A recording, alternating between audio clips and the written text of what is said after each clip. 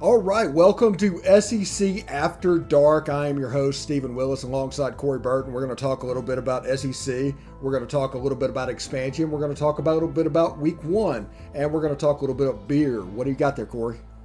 Yazoo Pale Ale. This will be another live taste test for Okay. Yazoo Pale Ale. So, without further ado, I'm Corey Burton, by the way. Yeah. Here it goes. No, I'm just kidding. It's actually pretty good. Okay. And I thought I'd do the bitter beer face. Yeah, I've got my Land Shark, and I always have that. And my cabinet back there is starting to get a lot of bottle caps from beers I've drank on the air. So that's great. Nice. You're like I said, quite a collection. Yeah. So, I'm ready to rock and roll, man. There's some pretty cool stuff happening now, and we're closing in. We're probably 30 days away. Yeah, fall camps are opening up. I think Ole Miss starts either tomorrow, the day after, or the day after. I've seen conflicting information on Twitter.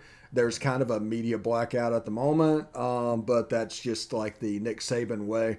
We always joke about Lane Kiffin. How he handles the media is very Nick Saban. How he handles the football program is very Pete Carroll. Yeah, and it's the best of both worlds, really. So. I can't fault him for that. That's two great mentors to learn from, so why not, right? Yeah. So just to let you know, we are a social media only show. So follow us, subscribe, like us, retweet us, do all that you need to do, and we'll be able to do that. I don't know. We'll be able to do this bigger and better down the road. We're on the podcast channel on Google Podcast, Apple Podcast, Stitcher, SoundCloud, Spotify, TuneIn Radio, iHeartRadio, and Pandora. We're on smaller podcatchers as well, but if you do so, it'd take this whole show to list out, so we're not going to be able to do that. We're also on Twitter at the Stephen Willis and at Old Positively and at Coach Burton 36. See you right below. You can catch us on Facebook at facebook.com/Pomcast and at I think Believe in Georgia Dogs. Just Believe in Dogs. Believe in Dogs. And we're on YouTube at Positively Ole Miss and Believe in Georgia Dogs there. Subscribe to both of those. You'll be able to see this show each and every week. We're also on Twitch at Positively Ole Miss, all one word. And what's the address for Georgia? Do you share over there? On Twitch? Yeah. I haven't figured out the Twitch world, I'll be honest. So okay. I think it's just Believe in Dogs. The Twitch link, just go on Twitch and search Believe in Dogs and you should find it. So, I haven't figured out Twitch yet. I have no idea if I have an audience over there or not, but hopefully I do. That'd be cool. Yeah. I'm only like 8 or 9 people at the moment. We don't do a lot of stuff on Twitch. We're planning on down the road to do Twitch only events. So that could be something we could look at in the future. But as for the time being, the main place is like the YouTube. The Positively Ole Miss YouTube page, you can catch out press conferences, great games on demand. I mean, there's a lot of stuff other than just our shows there. So subscribe if you would.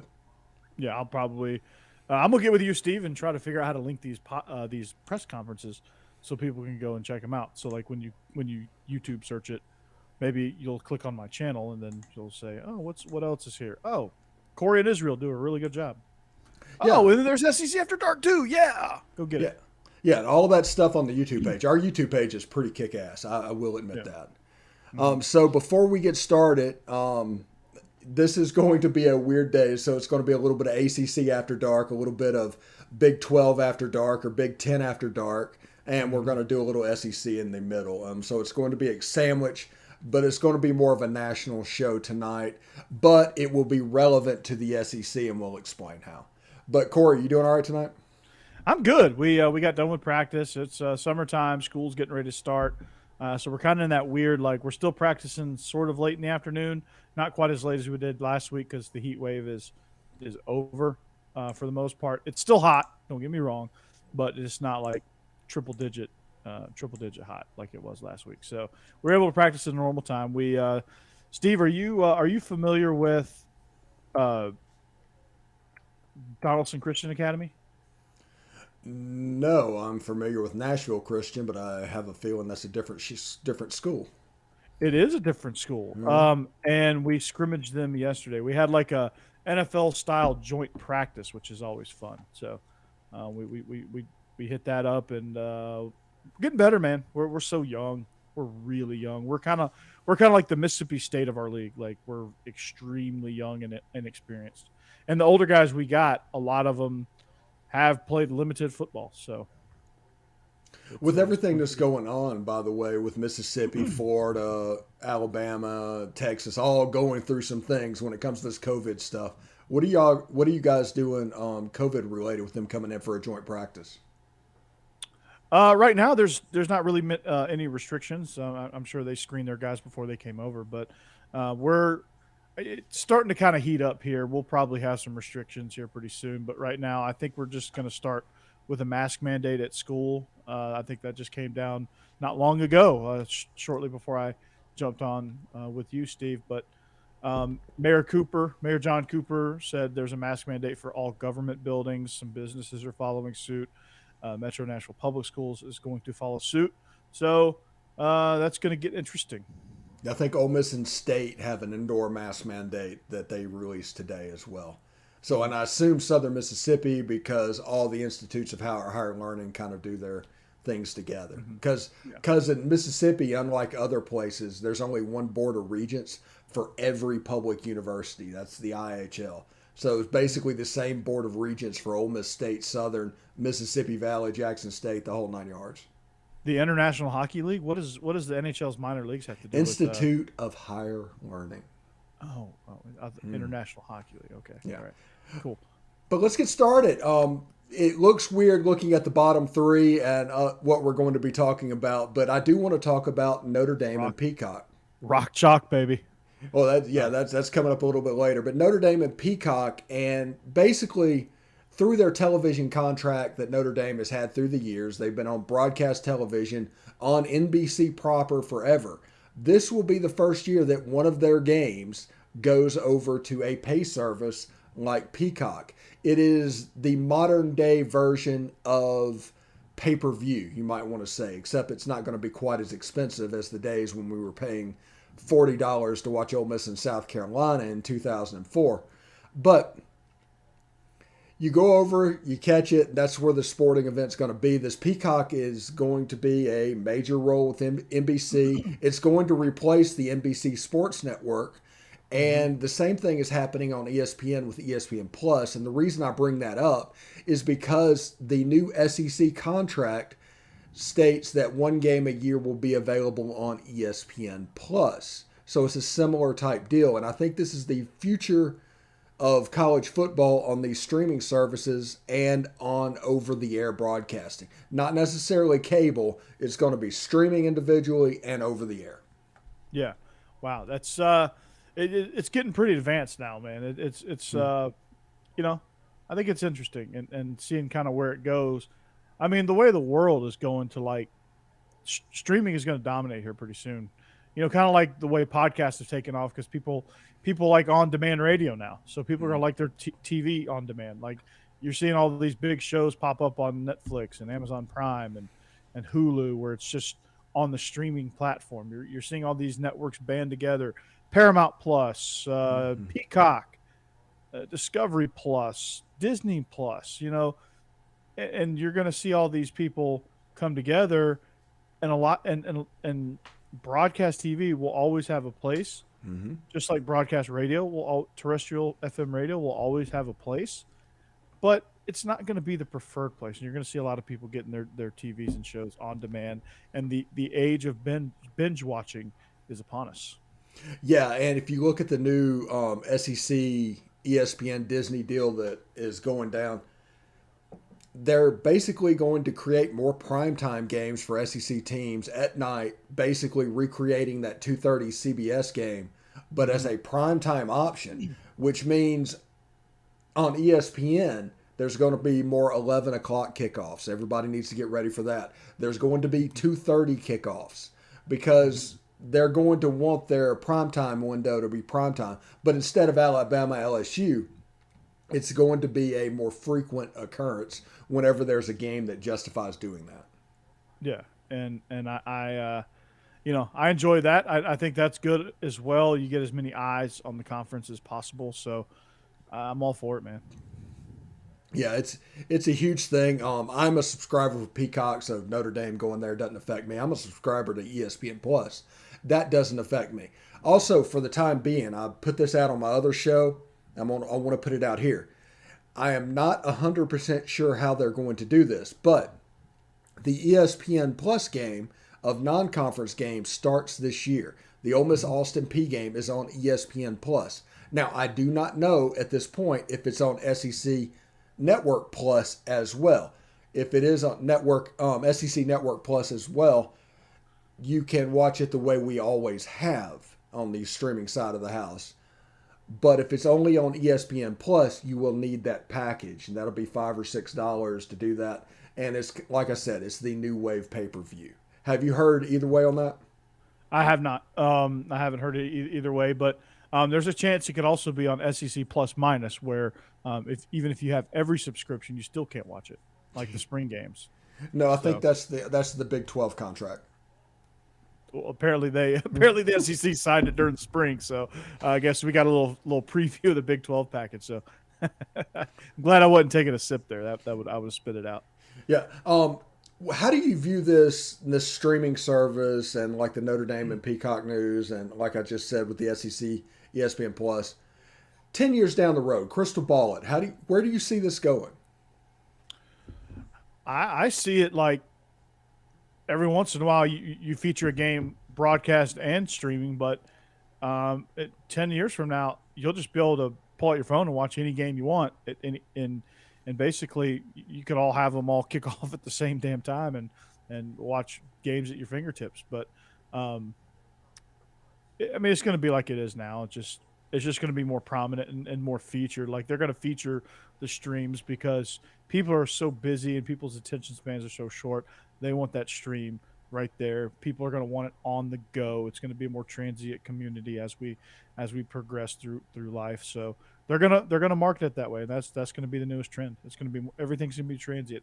Everything's going to be made to be on this thing. Yeah.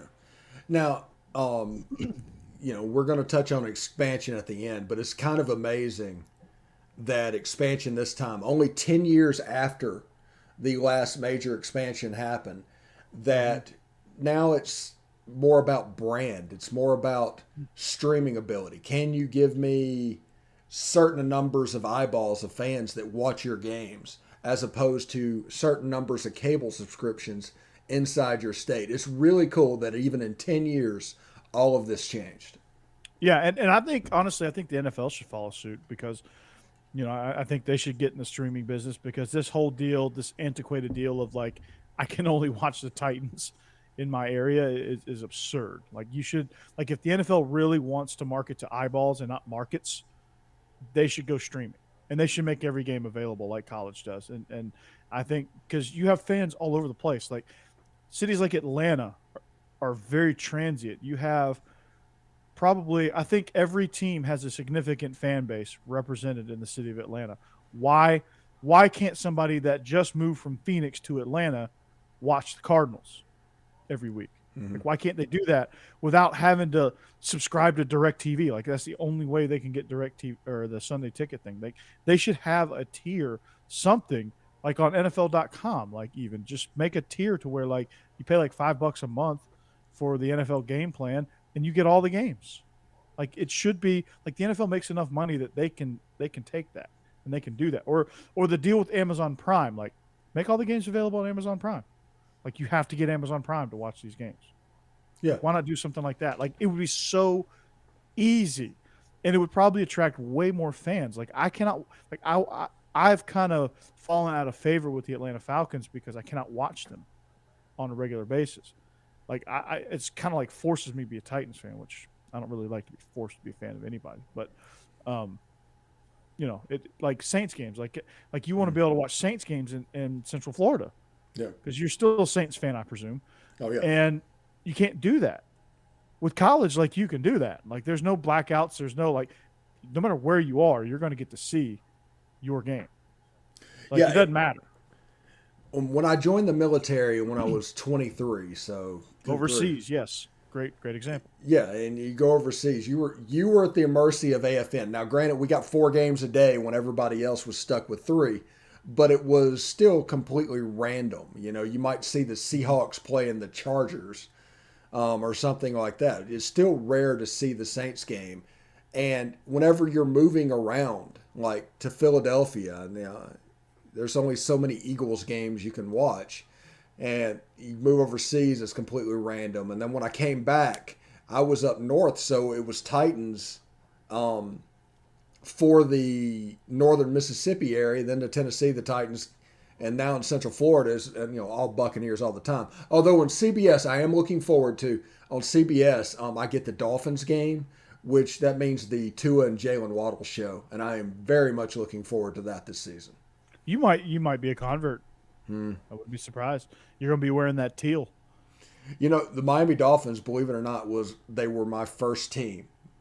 Before one settled in, they were my first one. I had one of those old Hutch Dan Marino jerseys back from 1983, 1984.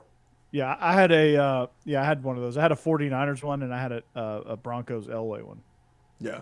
And it was real cool. And then you run into the wall with a helmet, and you find out real quick that the helmet didn't do anything. Yeah, and I really didn't care what team it was. I just thought it was cool that I got the helmet, got to run into stuff. Yeah. That's the one thing that nobody tells you about, that this is really just for self-violence, and this is a way to start that CTE early. Yeah, it explains a lot now. Yeah, because a little story time here. I'm at my teacher PD, right, and we're doing this like new teacher mentor program, and they go around and ask, hey, what's your name? What's your tell us your name, tell us a couple hobbies or whatever. So it gets to me, and one of my hobbies is doing this, obviously podcasting, and my other hobby, and you're going to see where this is going as soon as I tell you. My other hobby is using my Traeger smoker to smoke meat and other dishes. So I probably phrase it the worst way you could possibly phrase that. I like smoking meats on my Traeger. That's exactly what I said. The whole room died laughing because they thought I said I like smoking weed. Yes. At a public school meeting, no doubt, too. A public school meeting. So the setting wasn't great. My principal's in there, but luckily they all had fun with it. But man, I didn't, and at first I didn't realize that they heard it that way. Like I just like, what? Why is everybody like dying laughing? And I was like, oh shit. I said weed. It sounded like I said weed, but I didn't. I said meat. I said meat. But maybe they just wanted to hear weed. Maybe so. Probably so. But yeah, it was one of those where you're just like, okay, I'm going to crawl in a hole for a little while. All right. Well, since this show is SEC After Dark, maybe we should go into some SEC games. And there's no games on week 0. And we're going to talk about some games that we're really looking forward to week 1. And I will start with Tennessee and Bowling Green. Josh Heupel and the guys. Who's going to take the first snap under center? It's the first SEC game of the year. Yes, it is. And it's exciting because it's a new era for Tennessee. They're going to get their first look at Heupel and his offense. And, of course, with Heupel, much like what Scott Frost is actually struggling with, is that style of play sustainable in the SEC? Yes and no. he's got to modify it and obviously adjust it to the level of play in the SEC. He can't do the same things he did at UCF exactly. He's going to have to modify it because the athletes are better and the coaching is better in this league. So you're going to see kind of what it looks like, how he modified it, what's going on with this Tennessee team, and is it Harrison Bailey? Is it the other cats? Is it Hendon Hooker? Is it Joe Milton? Who is it? Yeah, and that's a nice quarterback room. Now I look for one of these guys to completely opt out and transfer before 4 games hits, because there's no way that one of those guys can handle it. Maybe you can keep a backup, because they still have what is his name? I almost called him Joe Mauer, but that was a baseball player. But Brian Maurer. Brian Maurer. They still have him. That's a fantastic quarterback room, and they may have issues in other positions, but that room is not one of them. Yeah, no, and I think one of them will probably at halftime go over and play for Bowling Green just to get some snaps. But if you like the color orange, this is the game for you too, as well. Yeah, on Bowling Green with that brown though. Oh, what a color combo! Yeah, I hope they go all white with it and then the orange helmet, because if they go white and brown, there's 2 Cleveland Browns, and I think Bowling Green's in Ohio, so it makes sense that color scheme would fit. But that color scheme needs to die in a fire. It does. It does. Yeah. It does. And I hope Tennessee goes highlighter, and I hope Bowling Green goes all white. What about this next game? I'm kind of intrigued to see they're playing UL Monroe, so it's not, but I'm interested to see kind of who starts a quarterback for Kentucky too. I mean, they have a situation. They got Bo Allen, they got Joey Gatewood, and they got Will Levis that comes in that is apparently, according to my man Vinny Hardy, he's the guy that's most in tap with Jamie Cohen, the new offensive coordinator. And I'm interested to see kind of how do they implement this new concept called the forward pass. Interesting to see. I'm interested to see also in this game that brings that. This is Terry Bowden with Rich Rodriguez for the first time since Tulane on the same field, like 1999. Will some magic happen? Will Louisiana Monroe make some plays? Now, we know it's going to be a run-based system, but Rich Rod does a lot of weird things. You saw that at Ole Miss a couple of years ago. And he can cause problems for a defense, and you'll get to see the opposite arm rollout throw the ball vertical, which you do not see in modern football anymore. No, you don't. It's a lost art. But on the SEC plus minus network is Arkansas taking on Rice. Arkansas just want to see him get some reps. Just want to see the new quarterback get some reps. Want to see if they can maintain their physicality and see if they've improved a little bit. Yeah, I'm looking forward to seeing KJ Jefferson with Treylon Burks and how they work together in their early games. These are get right games at the beginning of the season. You need to develop that chemistry. You need to work on those reps and make it as crisp as possible, because once the Alabamas and the Georgias and the Ole Misses come down the line, there's not going to be a lot of room for improvement. So you need to get right as quickly as possible, and it could be the difference in winning 4 games and winning 6 games. Exactly. But you know who didn't get the memo was Miami. They start off with Alabama. That game is a 3:30 Eastern kick on ABC. That'll be a big game in your area. A lot of buzz, Steve, on that game. Bryce Young. How do they replace all that firepower with Alabama? What's Bill O'Brien's offense looking like? Are they in sync defensively? Again, Pete Golding comes back for a second year. Did he learn something? Can they improve? They struggled at the start of last year, came together, and actually finished the season really, really well. But can they keep that momentum going, or it's just them replacing too many people finally going to bite them in the ass? Derek King running that offense, it's a combination of the Auburn run game and the air raid that they do down at Miami. And it has the potential to cause some problems for Alabama. If their offense with Bryce Young and John Mechie and Brian Robinson and those guys are struggling to get going, this could be a tight fourth quarter game. It could be. I It think could be. Alabama's going to win the game. I think they have a better team, but this is one of those games that could be a hiccup. It could be a problem for Alabama. Yeah, you're. This is not an Alabama team that they're rolling in. I know they're number one in the country, but they're not rolling in like the same number one that they normally roll in. This is kind of like their reputation is preceding them type season. So we're going to see what they're all about. Nick Saban, he's going to have them ready. They're going to play hard. We all know that. But there's only, as I said before, there's only so many times you can have this much staff turnover and this much talent turning over before it affects you. Yeah, eventually it's going to come back to get you every time. This is unbelievably consistent. This is almost as consistent as whoever the next coach at Alabama. There's going to be a drop off because Mm-hmm. there's just certain things you can count on, and one of those is chaos in the coaching staff is eventually going to get into your playing staff, your Yeah. players. I got an idea for Alabama. Hear me out here. Okay. Hire me. You can pay me $1 million and then give me a contract for $2 million for 2 years. Buy me out. My buyout's $1 million. Fire me after one season, That and works. I'll bridge the gap, and I'll have $2 million. Yeah, there we go. That sounds like a plan to me. All right, Alabama, you're listening. Good, let's do it.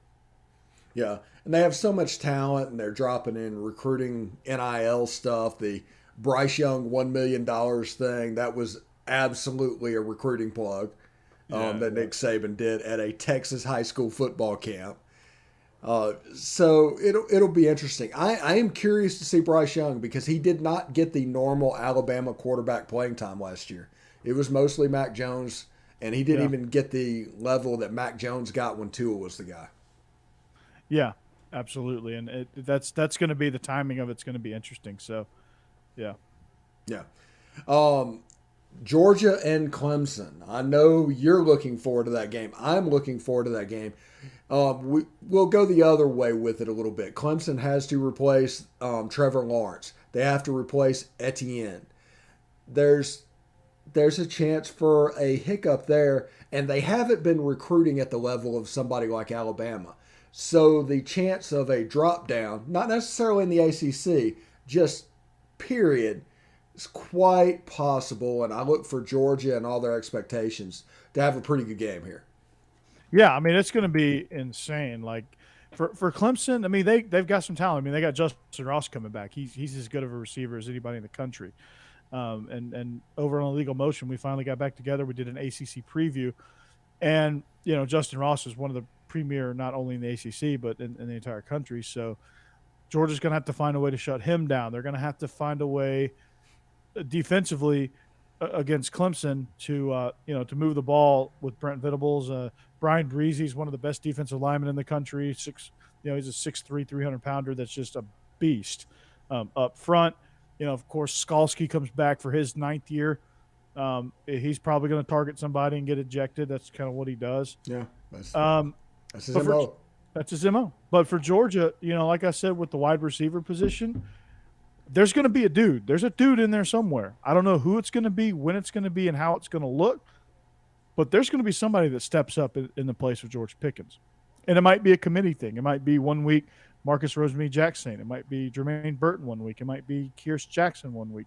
Well, it might go half to half. It might be Eric Gilbert for a half. And then here comes Arian Smith. You never know with the receivers who it's going to be, but that go-to guy will emerge.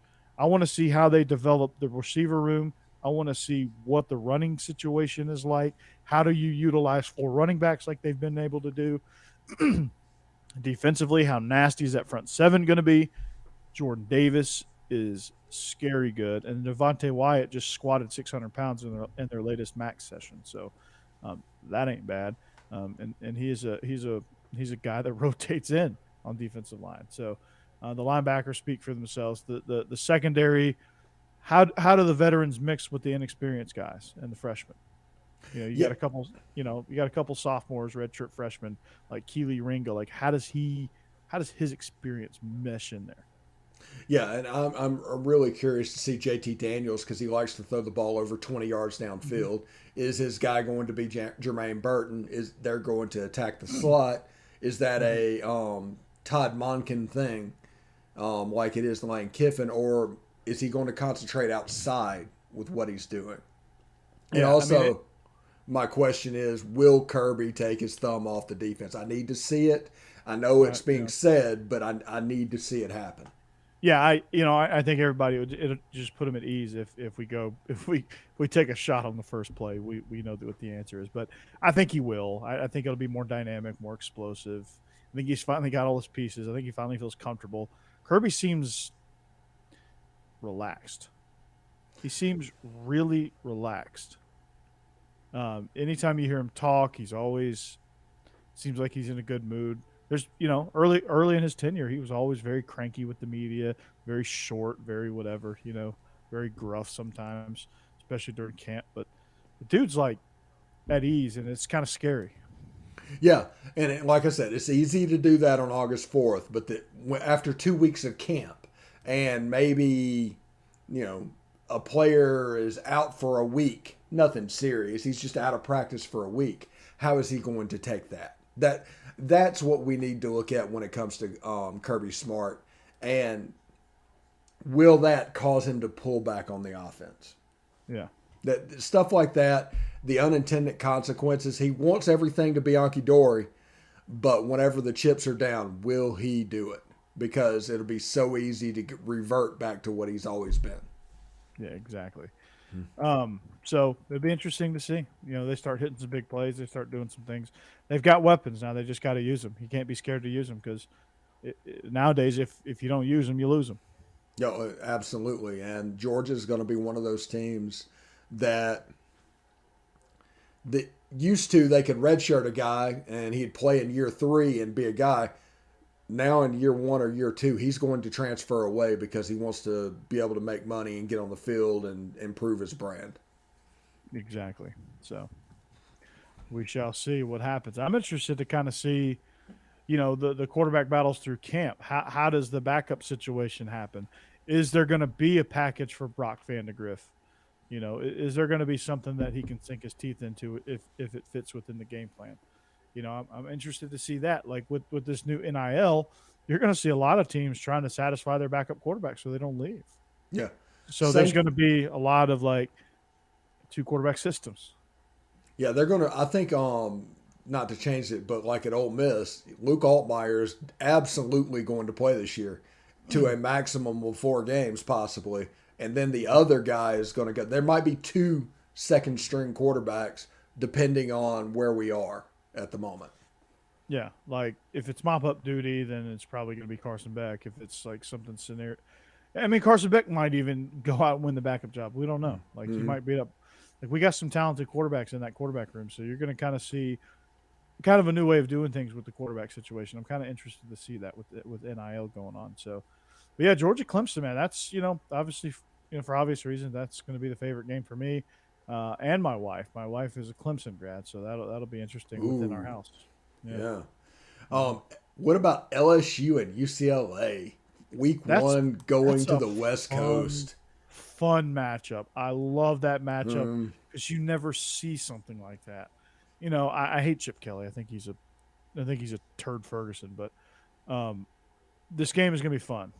And to see LSU play in the Rose Bowl in a Pac-12 game against Chip Kelly, Chip versus Ed O, interesting coaching matchup for sure. See what LSU can bring to the table offensively. Who's starting? Probably Max Johnson now. I think something happened with Miles Brennan injury wise. So he broke his arm. Yeah, he's definitely out. It's definitely Max Johnson. Yeah, that sucks for Miles. Yeah, I read something the last time I read about that. It was possible, but yeah, broken arm definitely out. Yeah, I think we're gonna see what Jake Peets has with this offense. See if they can recreate the magic there that they had in 2019. That's gonna be really difficult to do because they can't. Because you don't have Jefferson and Chase and Moss and Burrow and Clyde Edwards-Helaire and Clyde Edwards-Helaire and Thaddeus Moss made that offense go. It wasn't wide receivers. It was those two guys and what they could do. Hmm. Yeah, they were just unstoppable. So, Mm. um, can Edo right the ship? I don't know that he can, but this will be the first time that we get to see him try. Ole Miss, Louisville. That's a game that for Satterfield at Louisville. That's an important game for him. If he wins that game, I think Louisville can have a really nice season in the ACC. I don't see it happening. We previewed Louisville. Malik Cunningham, he's nice, he's good, but they have nothing. Yeah, he's like a Walmart Lamar Jackson. Yeah. They have nothing. Like I would probably rather put the statue that they're getting ready to build of Lamar Jackson on the field for Louisville this year, because that might give me a better chance if I'm them. Louisville's in a tough spot, man. They're going to struggle, and Ole Miss. This is going to be a fun game for Ole Miss because I think it's going to. Ole Miss might come out slow to start, where it's kind of like, okay, we just came off fall camp. We're not quite in sync yet because a lot of Lane Kiffin stuff is timing. Mm-hmm. So the first game and the first few series of the season are generally pretty, I don't want to say sloppy, but like not as well timed as later on. And you're going to probably get out of the first quarter going, oh boy, Ole Miss is in trouble. And then next thing you know, they're going to win by 35 points. So yeah, I think that Jerry and Ely is going to be a major factor in the opening game. Watch him. I think he's going to be very explosive. They're going to use him like Reggie Bush. I'm not calling him Reggie Bush. They're going to use him like Reggie Bush. And you're going to see him and John Rice Plumlee on the field at the same time, alternating in the slot and at running back, to where you have the same type personnel, but you don't know where those guys are going to line up. Do you think Sean Payton is an Ole Miss fan now because of John Rice Plumlee? Yeah, I think so. I think there's a chance. I think Bill Belichick is an Ole Miss fan at the moment because there is absolutely a chance he turns into Julian Edelman at the next level, and he just absolutely takes that slot position by storm. He showed out in the Outback Bowl in the last drive of the game. He made play after play after play. And he's just a gamer, man. Whenever a play needs to be made, you can count on that kid, and that counts for football. That counts for baseball. If there's something that needs to be made, he can make that play. Now, do you think he goes MLB? I don't know if he does. He needs to solidify himself a little bit more. He's a good player, and he progressed mightily from his freshman year to his sophomore year. But I need to see what year 3 looks like for him. If he's a 300 hitter, 290 hitter, he's good enough defensively to where he will get drafted. Okay. And then he can go play the Edelman role. So Vanderbilt on the SEC minus network. They don't even get a plus network. Battle for state supremacy with East Tennessee State. This is their first battle in the quest for state championship for Vanderbilt. Clark Lee, do they have numbers yet? No, this year's going to be difficult, but this is a game that they can win. And it will be something like 24-7. That'll be the score line of this game. Ken Sills is a great piece. The running back, I forget his name. He had a hyphen name. Good player. You put those two together, there's probably enough pieces. Offensive line and defensive line for an SEC school is going to be greater than an FCS school. Mm-hmm. So you can see where they can do that and they can get off on the right foot. Yeah, and you'll have a good taste in your mouth watching this Vanderbilt team. Even though the score will be like, man, we only beat them by this much. But you'll see they're going to play hard. They're going to figure some things out. They're going to be sloppy at times. But I think you're going to get a good taste in your mouth from Vanderbilt, and you're going to leave that game kind of encouraged. I'll tell you who's going to leave the game encouraged is Texas A&M. They get a little week 1 maction against Kent State. That's going to be who starts at quarterback for A&M. I say Haynes King. You say not so fast. Not necessarily not Haynes King, but Calzada has something to say about it. What do you make of this game? Obviously it's going to be a blowout, but and they're both probably going to play. Do you think this game? Do you think somebody solidifies a job before? Do you think this is the first? Do you think this is like the final exam for the quarterback position going into week 2? I think so. Now, Kent State is for their division or their conference not really a pushover. I think they run a little bit of that Dino Babers version of the Baylor offense, so it Yeah, can cause a little bit of problems. that's kind of like the standard Maction offense. Yeah, and you run that offense if there's. It's one of those games to where if Calzada or King are not, they're struggling and they can't seem to put it together. Texas A&M could struggle at the beginning of the season. This could be a game that they win 24-17, 24-21, or it could look a little bit like the Vanderbilt game last year that they eked out. But I do think Texas A&M is going to win the game. But I am wary about a new quarterback after the Jeremy Johnson thing. You can hype up a quarterback all you want to. I need to see it on the field because if they don't put together what needs to be put together, I mean, it could be a disaster for those guys. Yeah, absolutely. And speaking of disaster at the quarterback position, Florida welcomes FAU. I don't think they have anything to worry about in this game because it's Willie Taggart. But what does Florida look like? Does Emory Jones? Does he? What does he bring to the table? How do they balance the run versus the pass? Are they truly going with the old school Mullen offense, or are they going to stick with the Kyle Trask system? And are they going to combination both? Are they going to, what are they going to do? Are they going to struggle? Is Todd Grantham going to be able to stop somebody on third down, first down, or even second down at this point? What does Grantham get fired at halftime? Who knows? Like, what's going to happen in this game? I'm definitely not going to watch it because it's the same time as the Georgia game. So I would definitely not have eyes on this one. So for SEC After Dark, that next week when we're recapping this game, I'm definitely just reading the recap. Yeah, and this is one of those games that Florida needs to win by 60 because Emory Jones needs to be the quarterback for 3 quarters at least. And you need to run your offense and you need to score and you need to score and you need to score because of timing. You don't need to do anything special. You don't need to run the Kyle Trask offense with him because it will look good against FAU. You need to run what you're going to do. You need to get ready for Alabama immediately. Yes, and they should. And they're going to – and they may struggle with some of the timing. And Emory Jones just might not be the answer. Who knows? We'll find out, I guess, right? South Carolina, Eastern Illinois, it's just a chance to get South Carolina to play. That'll be – that's a W, and there's not many of them on the schedule. Exactly. Auburn welcoming Akron. Some other early action on the SEC Plus, ESPN Plus side. Brian Harson's first attempt at it. Does Bo Nix become more consistent? How do they replace the wide receivers that they lost in the draft, especially Seth Williams?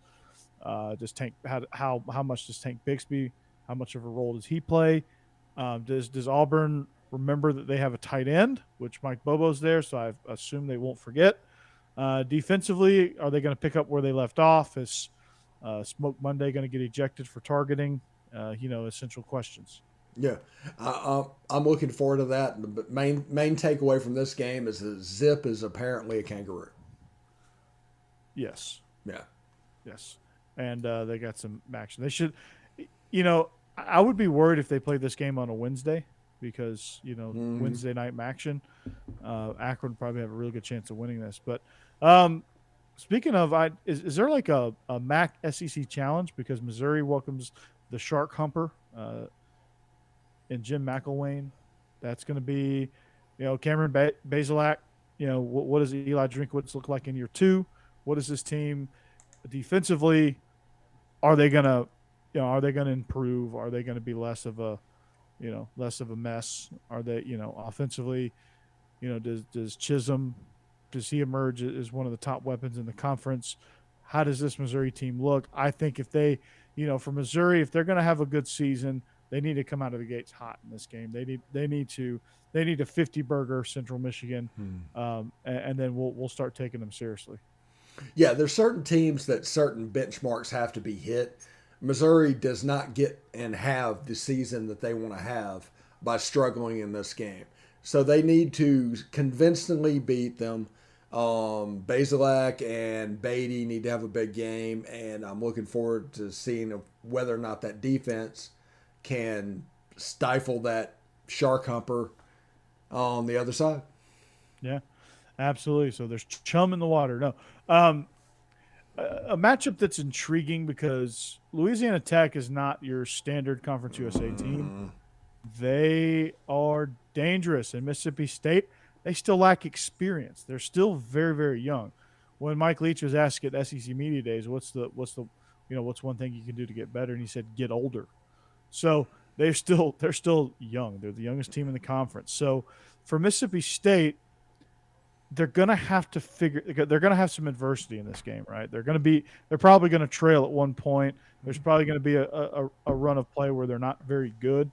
They're gonna have to kind of figure out a way to turn that around and win this game. Because if they don't, then that's when the wheels come off. Like if you can't overcome adversity against a team like Louisiana Tech, what's it going to be like in Baton Rouge on Saturday nights? How's that going to go down? So for Mississippi State, they've got to start learning how to get experience against good quality ball clubs. And Louisiana Tech is just that. It's a game that you can and should win, but it's also a game that can test you and gut check you at several points throughout the course of that ball game. Yeah, Mississippi State, they need to go against a drop 8 coverage from the beginning. They don't need to run against it. They need to throw against it. They need to treat this like practice. There's going to be problems with doing that because Louisiana Tech is a heck of a team. Mm-hmm. But it's important that you do that because other SEC teams are going to do that. We don't Absolutely. know. We don't know if Will Rogers or Jack Abraham is going to be the man calling signals at this point. I think it's going to be Will Rogers. He's a good quarterback. But Jack Abraham had a good season at Southern Mississippi and used his transfer year to go up there. So it'll be interesting to see how Mike Leach does that because he has a little bit of that Steve Spurrier mindset of I'll just send a quarterback in every other play and we'll be fine because they need to do the same job that the other guy needs to do. And just like wide receivers on the outside, it just doesn't matter. But if Mississippi State were to run the ball and just focus on running the ball and just, they do the inside zone thing, the outside zone thing. If they were to do that, they have the athletes to roll Louisiana Tech. I just don't know if that will help them. Yeah, Mississippi State just needs to find balance, man. I mean, and when I say balance, like it's all relative. Like Auburn's balance is going to look way different than Mississippi State's balance. Like Mississippi State, if they can run successfully 25% of the time, they're going to be really dangerous. They're going to be really good. Because their offense is predicated to, putting guys in conflict and reading space and making you cover, quote, every blade of grass, cover all 53 and a half yards width and cover the whole field vertically. So you're already putting guys in space and putting guys on islands. If you're able to run against some of these defenses, teams can't sit there and play drop 8. They have to commit people to the box because you're successful. One of his most successful seasons at Washington State was when they had Max Borghi and Gardner Minshew. Like Borghi wasn't this All-American running back, but he was successful enough to do some things out of the backfield and in the inside zone run game. And they had a couple inside screens for him. And he was pretty good. He was functional in that offense. And they had a successful offense. Unfortunately, their defense was kind of terrible and they couldn't get over the Huskies hump. But they were a 10-win team for Washington State, that's like unheard of. Yeah, and you just don't need to get greedy and try and force it through, and there's a chance that could happen. If you get greedy, you could get got by Louisiana Tech. If you fail to run the ball at all and just rely completely on the passing attack, you could get got by Louisiana Tech. They're a team that could get Mississippi State in the opener. And NC State in week 2, man, Mike Leach could have a problem at the beginning of the year. NC State has one of the best offensive lines in the ACC. They're a team that's pretty freaking dangerous. and you can't mess around with that. You're going to have to. I mean, Mississippi State's going to have to win a shootout against NC State. That's going to be a fun game to watch week 2 because I really like this Wolfpack team and this is the first time I've said this in a long time since they had Phillip Rivers and Torrey Holt. This is the first time I've said this about NC State. So, yeah. They might be the best team in the ACC, not named Clemson. Ooh, over North Carolina and Miami. Yeah, I think Miami's. I don't think they're deep enough, but I think up front, NC State is just as competitive as those teams. How's NC State on the defensive line for our ACC After Dark segment? pretty solid. They've got some playmakers in the front seven, especially at the linebacker level. They have several preseason all-conference guys at the linebacker level. So, yeah, they're going to be pretty good. Okay. Do we have any other SEC games this weekend? That's it. That's pretty much the whole conference, right? Yeah, I think we did it all. We can talk about Kansas and the Big Ten next. And this will be our expansion segment that we will pretty much do throughout the season as news breaks. But rumors broke that Kansas they're in advanced negotiations with the Big Ten. And yeah, obviously that's for basketball, and that is pulling the chain on this.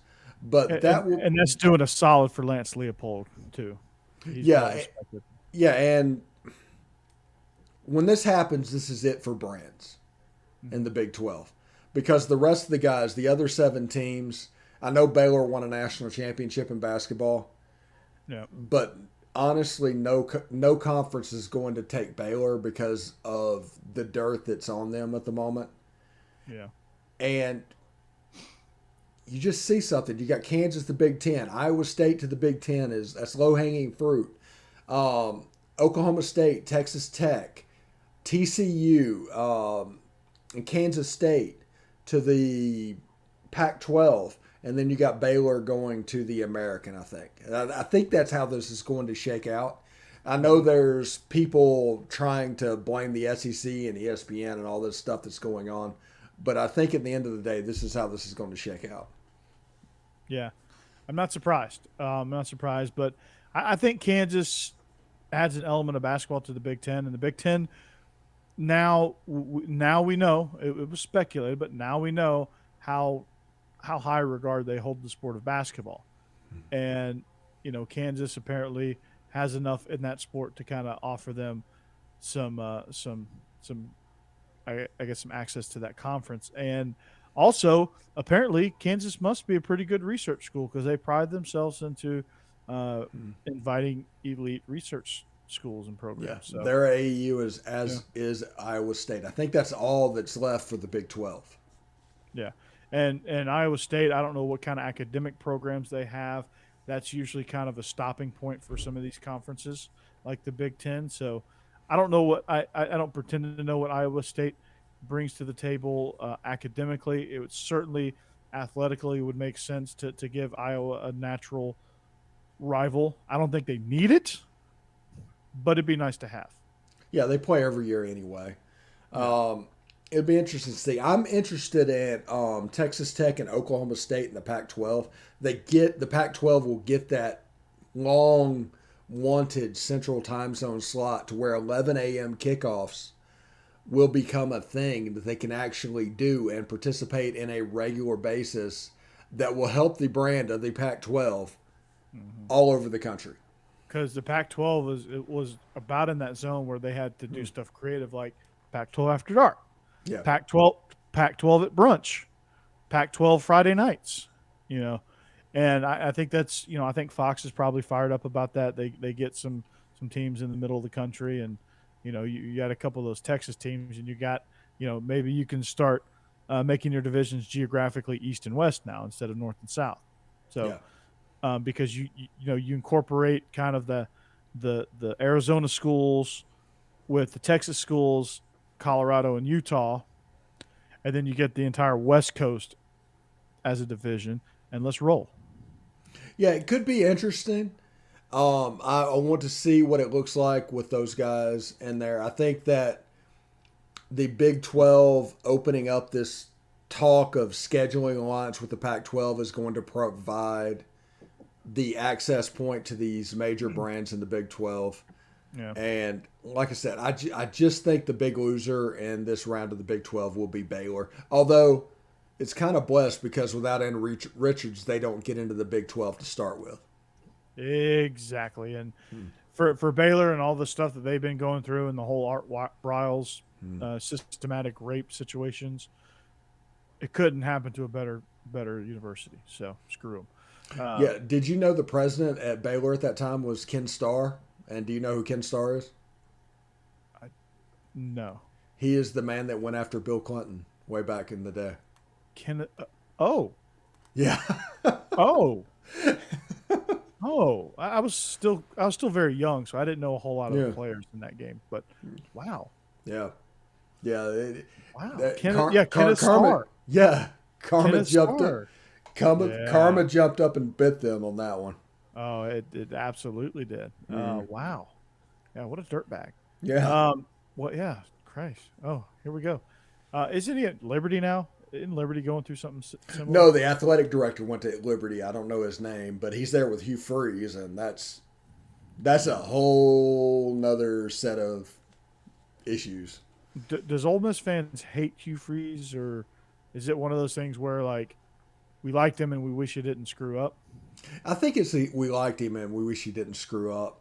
Now Hugh had some problems, one of which was incredibly thin skin. Yeah, and because of that, he tried to do the retribution game, and that didn't help him when it came to everything coming out. Now, the whole situation with the Mississippi State journalist leading that investigation is just absolutely stupid. Yeah. Now, do you think he's a phony because this whole facade he puts on, or? Oh yeah. Oh yeah. I'm not a huge Hugh Freeze guy. Hugh was he had an office down the hall from me. He had an office right next to me for a little bit when I was at Ole Miss. So I dealt with him on a daily basis, and there was nobody that I just dreaded running into contact with than Hugh Freeze and Frank Wilson. Between those two, I mean, it was going to be bad news most of the time because they were both in competition to suck up to Ed Orgeron. Oh, jeez. Yeah, it was one of those situations. So so did they ever wear shirts? Yes, they did. I don't know if I told this on this program or if I told it on the other one or what's going on, but we had a dog pile. Yeah, I remember this. Yeah, you told it on this show. Okay. Yeah. If I tell that show, I'm not going to tell it again, but that's the one time, like Coach O just stopping everybody and yelling at me for not ripping off my shirt was one of the most ridiculous things I've ever been through.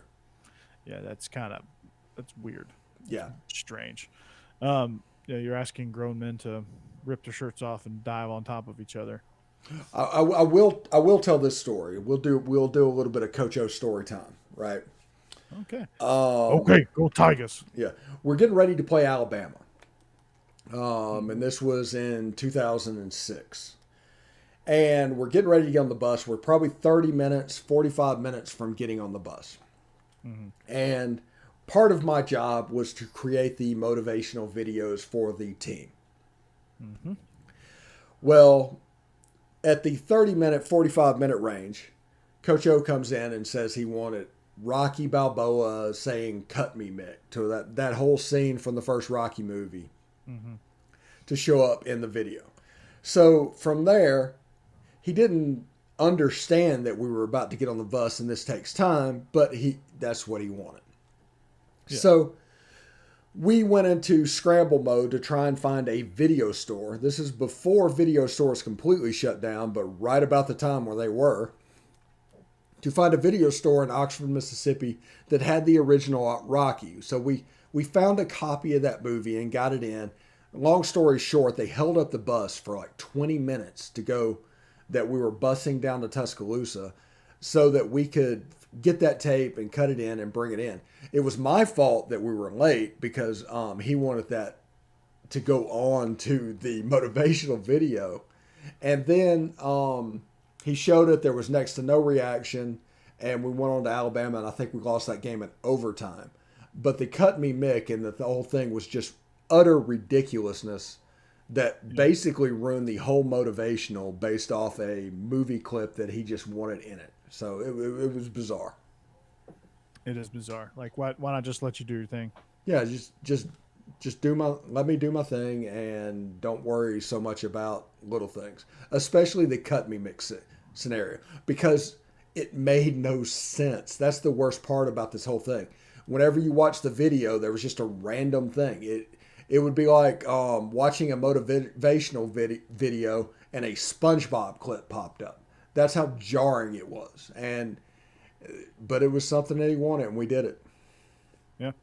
Sometimes you just got to do it, and of course, you probably took the L for it, like, Steve. What was that? I bet P. Willie came up to me like, "Yo, Steve, that video sucked." No, he did not. But I have another Pete Willis story that I will share later on SEC After Dark. Yes. He once yelled on me and warned me not to cheat on my wife when I wasn't cheating on my wife. Yeah. It probably helped you not cheat on your wife ever, and not Yeah, even think about it. yeah. If P. Willie's in Becky's corner, I was definitely doing the right thing by not cheating on her. Yeah, because you don't want to die for that, do you? Yeah, yeah. Not Because not, you can't outrun P. Willie, you can't no. outpower P. Willie. Yeah, I mean it would have been all she wrote. Yeah, Steve. See, we're not doing this podcast if you cheat on your wife and P. Willie kills you. Yeah, it's one of those things. I wouldn't want to get into a fight with like Dexter McCluster, who was on that same team. He was a little 5'8", 5'9", 170-pound guy. Dude played like 8 years in the NFL. Yeah, I wouldn't even mess with him. So yeah, I'm not gonna mess with those guys. No, those guys are professional athletes at the end of the day. So, Yeah. you know what else is absurd? Speaking of absurd things, Dan Campbell, he's making headlines for everything except football. Okay, what's going on? Uh, One of his latest headlines is from his latest press conference that is about his order from Starbucks. Oh, He orders 2 venti coffees with 2 espresso shots in each. That's 1,100 milligrams of caffeine. That's the equivalent of drinking 10 Red Bulls every single morning. so that's like the coffee equivalent of an Irish car bomb. Yes. It's absolutely nuts. Yeah. His heart's going to explode. Yeah, yeah. I'm convinced that we don't know what energy drinks and those caffeine things. We don't know the long term thing on that. Everybody talks about vaccines, about we don't know. We don't know about what this leads to and the long term damage that could cause from it. And I tried the 5 hour energy and I just didn't like what it made me feel like. Made you feel jittery. Yeah, yeah, and I just didn't like that, and I can't imagine that much caffeine is good for a person. No, and the thing I like about Avocare Spark is, I don't know long term what it's going to do, but like anything with caffeine, you just don't know. But I don't think there's a dangerous amount of caffeine in there. It's a very gradual, like you don't even realize that you're just not tired all of a sudden, and you don't. It's not jolting. It's not like I'm half asleep and then I wake up. It's more of like an extended release type thing. You drink it like coffee. It tastes good. And then it's very gentle. Like, yeah, I don't even know. Like there's no hard crash. It's just kind of like you just kind of run your day. And you don't have you only have to drink one. You don't have to like people that are coffee holics, like that drink 4 or 5 cups a day in the morning. You don't have to do that with this. No. So if you want some spark, just DM me. I'll get That'd be Coach Burton 36. He can hook you up with that. I got you covered. So yeah. In other SEC news, Trey Smith. I know you're going to be shocked here. Surprise, surprise. Dominating at Chiefs camp. Trey Smith, the Tennessee offensive lineman. Yes. Yeah, I only worry about what's going to happen to him physically down the road. He seems to have a chronic condition. It's not his fault, but it's something that people need to worry about. Yeah, absolutely. And Azeez Ojulari, obviously doing really well in Giants camp. Apparently, Mark Webb, a 7th-round draft pick out of Georgia, one of the 9 defensive backs. Exaggerate that number a little bit, but he was one of the 9 draftees that got picked in the NFL. 7th rounder, apparently making waves in Chargers camp. Yeah, any Georgia defensive back, just like Otis Reese, if you can see that, you can just count on those guys. Otis, my man Reese. Yeah, was what we called him. Yeah, any player that's playing in the Georgia defensive backfield, you can count on those guys to be good players. You just can, because Kirby Smart knows how to evaluate them. He knows how to develop them. Yeah, exactly. And people say otherwise. They just need to look at Stokes. Mark Webb is the latest example. Like, come on, DeAndre Baker, for all the trouble he got in when he got into the league, he was a middle of the pack guy when Kirby got there. Kirby inherited him from Mark Richt, from the Mark Richt teams, and he came in and he gets picked in the first round, 2 years after Kirby had his hands on him. So it's definitely a thing.